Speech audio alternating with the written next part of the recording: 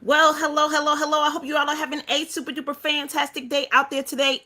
It's Friday. It's my day, and I'm live at 5. Hey, it's Friday. It's my day, and I'm live at 5. Come on inside of the room. It's Friday. It's my day. I'm live at 5. This conversation is all about close the door behind you. Put it in the chat. Close the door behind you.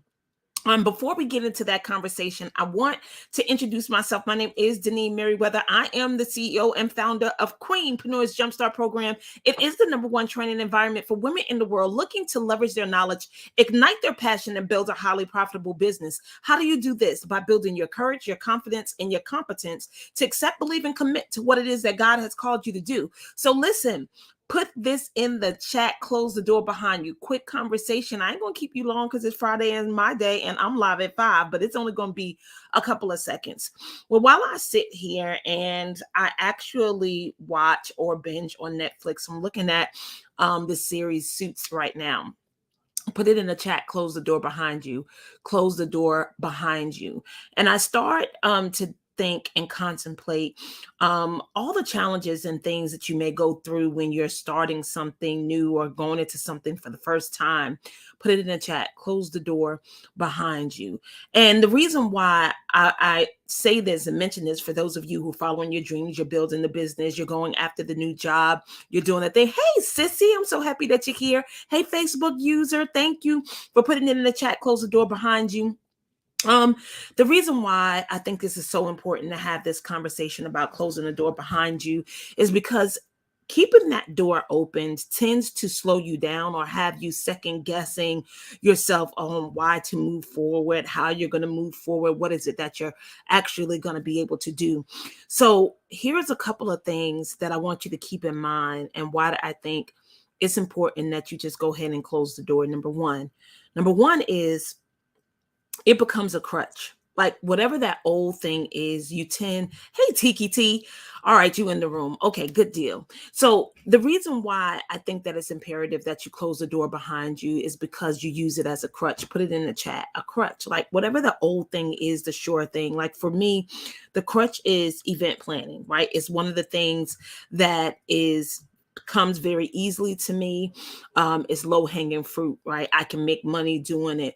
But when it comes to actually building the dream or going after what I believe God has called me to, it's not it. It's the crutch. It's the low hanging fruit. It is an open door, right? It is an open door, but it's not, and it can't be the main thing. It can't be the thing that I'm sharpening my tools at, right? That I stay up late for, that I practice over and over again. No, speaking, teaching, and coaching is what I give my time to practice, because if I lean on the old thing as a crutch, I'll never be able to develop the new thing, right? And I don't know what it is for you, or what am I speaking to for you. Wouldn't it be horrible to live this life wanting to obtain something that was within grasp, but because you never had the courage, you never had the competence, you never had the confidence, that you just wind up not doing it or accomplishing it or receiving it? And I don't want that to happen. Put it in the chat. Close the door behind you. Number two, when you fail to close the door, it shows that there's lack of faith. Put it in number two, lack of faith. And as Christians, we know that it is impossible to please God without having faith. And faith is something that you're hoping for, something that you don't have evidence of right now. Not that you don't have evidence of God actually doing things for you, but you don't have the evidence of the thing actually coming into fruition or how it's going to happen. But because you believe and you trust and you have faith that it's going to happen, you tend to make moves as if it has already happened, right? Speak those things that be not as they were. When you're moving about in a way that, even though you can't see how it's going to work out, you don't know where the resources are going to come from, you don't know how things are going to fall into place. That's an intricate part when it comes to building something new, building something from the ground up, starting a new job, going after your dream, right? For some of us, we have to enroll in college, get certifications, ask for help, invest in a coach, invest in mentorship. But if you have the lack of faith on your back or breathing down your neck, the questions, the second guessing, then it's going to prevent you from moving forward. Put it in the chat, close the door behind you, close the door behind you. And the last thing that I think is like the most important about closing the door behind you is closing the door behind you shows your grit, right? Put it in the chat. It shows my grit, because you're not going to ever really know what you're capable of if you continue to be afraid of stepping out into the new world, right? So these are the things, right? You don't want not closing the door to be a crutch. You don't want it to show your lack of faith, and you don't want it to not expose or show you that you got some grit. Like you can bear down and make it happen, right? You do not want to continue to keep that door there so you can easily go back to it. Now, it's not, and don't get me wrong, sometimes some doors are meant to go back and forth.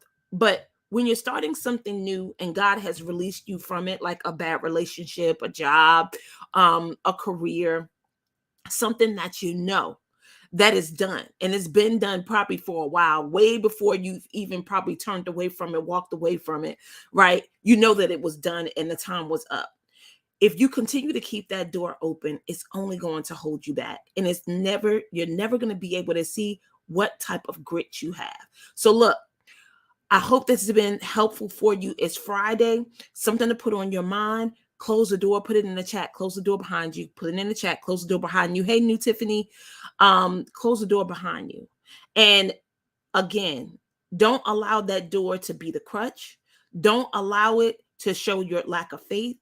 And definitely don't allow it to prove to yourself that you got the grits.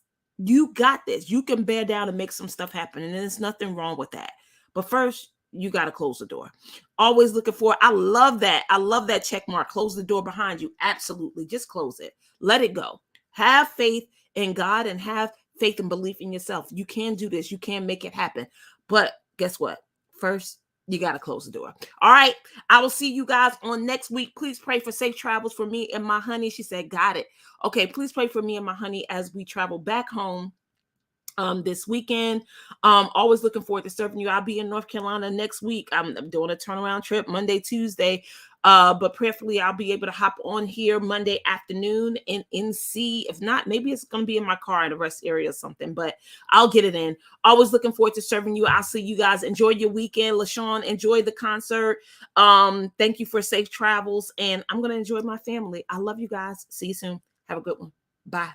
It's Friday. It's my